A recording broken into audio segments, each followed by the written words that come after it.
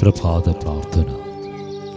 മത്തായിയുടെ വിശുദ്ധ സുവിശേഷം 7-ാം അധ്യായം 12-ാം തിരുവചനം. മറ്റുള്ളവർ നിങ്ങൾക്ക് ചെയ്തു തരണമെന്ന് നിങ്ങൾ ആഗ്രഹിക്കുന്നതെല്ലാം നിങ്ങൾ അവർക്ക് ചെയ്യുവിൻ. ഇതാണ് നിയമവും പ്രവാചകന്മാരും. നാം നന്മ മാത്രം ചെയ്ത് ഈ ലോകത്ത് മനുഷ്യനായി അവതരിച്ച് ലോകത്തെ രക്ഷിച്ച ഈശോയെ, അങ്ങേ ഹൃദയവണക്കമാസത്തിൻ്റെ 25-ാം നാൾ ഞങ്ങൾക്ക് ദാനമായി തന്ന അങ്ങേ അനന്തകൃപയ്ക്ക് നന്ദിയും സ്തുതിയും ആരാധനയും.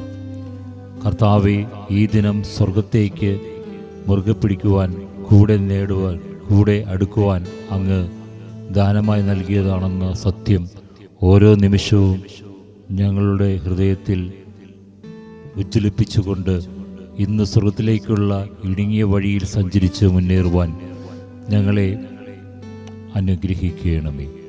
സാത്താൻ്റെ പ്രേരണ വിശാലമായ ഈ ലോകത്തിൻ്റെ ചെയ്തികളിലൂടെ സഞ്ചരിക്കുവാനുള്ള പ്രേരണയ്ക്കും ഒരിക്കലും വശംവദരാകാതെ ജീവിക്കുവാൻ അനുഗ്രഹിക്കണമേ.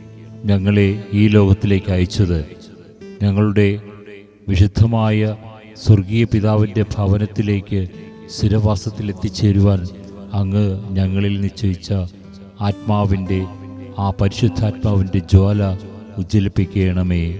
ആമേൻ. വിശുദ്ധരുടെ മൊഴിമുത്തുകൾ.